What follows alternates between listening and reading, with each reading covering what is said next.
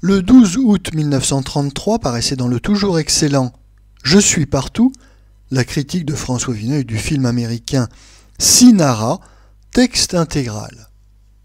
On trouve sans sujet de cet ordre, mieux creusé, mieux trituré, ce qui n'est pas très difficile dans le théâtre officiel de notre Troisième République. Cela est fort naturel. Il va de soi qu'Hollywood s'imagine conquérir ses grades en passant de la Caravane vers l'Ouest et de Broadway Melody à Dumas fils et Porto Riche. N'oublions pas que les Américains les plus déliés ont un retard d'un demi-siècle sur les Européens de culture équivalente. S'ils ont été les premiers à découvrir le véritable usage du cinéma, dès qu'ils y font intervenir le monde moral, ces pionniers redeviennent tardigrades. Ne répondez pas que M. Abel Gans, titan de sous-préfecture, va tourner le maître de forge, et que nos lettres s'arrêtent à Zola, Écart et Octave Feuillet pour nos marchands de pellicules. Ces négociants n'ont aucun droit à représenter notre esprit et notre goût. Nous valons mieux que cela et nous le prouverions si quelque liberté nous était offerte.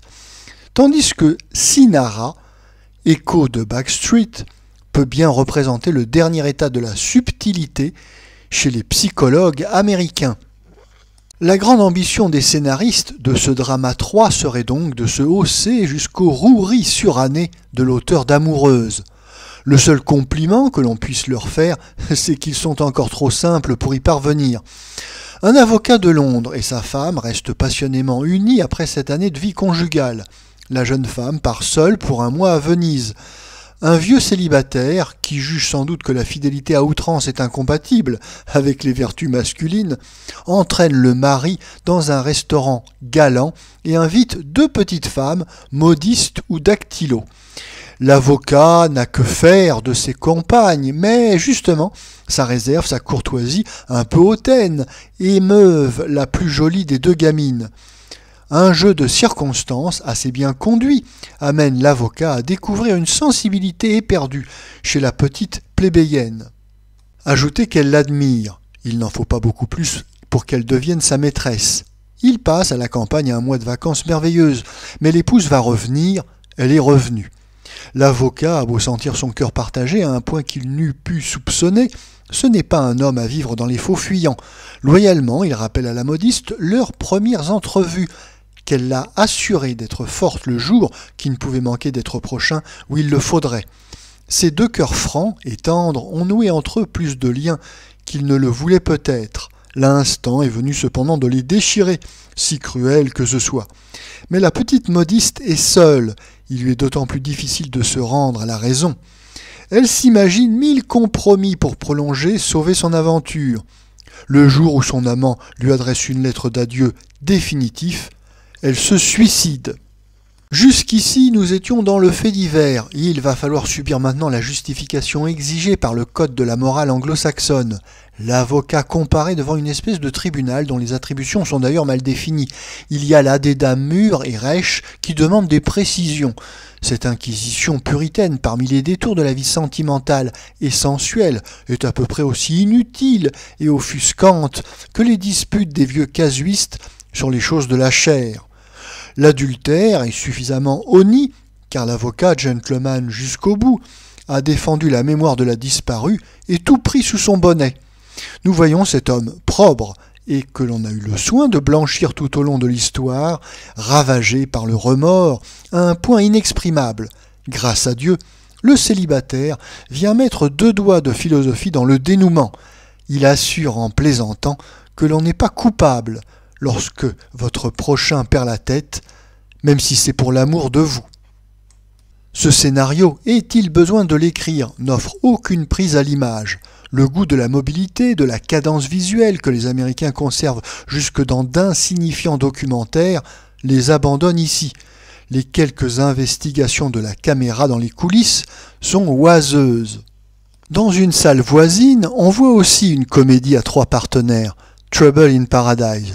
Mais c'est un tour de force du virtuose Lubitsch, une petite merveille de découpage, sauvegardant l'ubiquité de l'instrument, sans nuire, loin de là, à l'exposé de l'action, d'une logique que peuvent envier bien des dramaturges. Tandis que l'on a rarement vu aussi complètement que dans Sinara, le 7e art privé de tout ce qui devait faire sa substance. On y répugne, comme à la musique ou à la peinture littéraire, idéologique. Mais dans un tableau où l'on ne sent plus la peinture, il n'y a plus rien. Dans un film où il n'y a pas de cinéma, il peut rester les acteurs.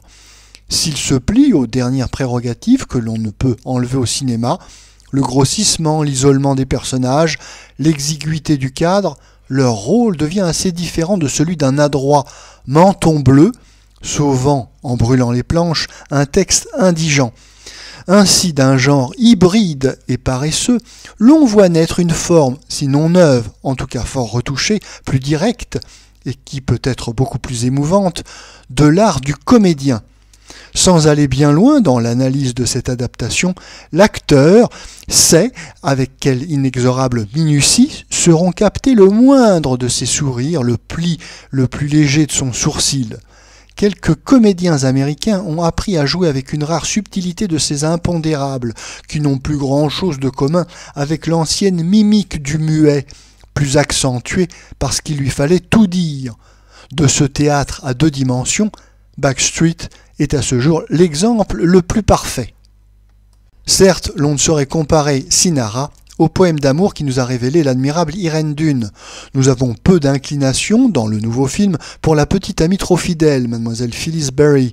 C'est une girl comme il y en a 10 000 à Hollywood, 10 ans juste, mais avec un timbre trop pointu, de physique insignifiant.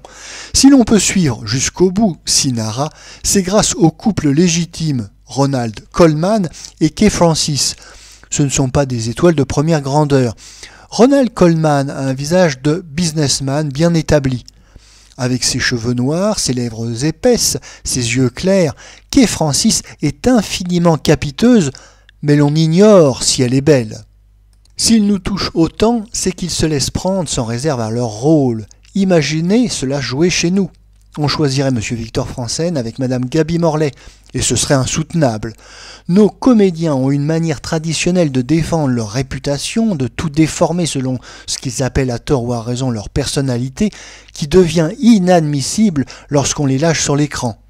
Les auteurs qu'ils interprètent les ont au surplus accoutumés à masquer la passion sous les fards de la pudeur, de l'intelligence, surtout d'une ironie plus ou moins élégante.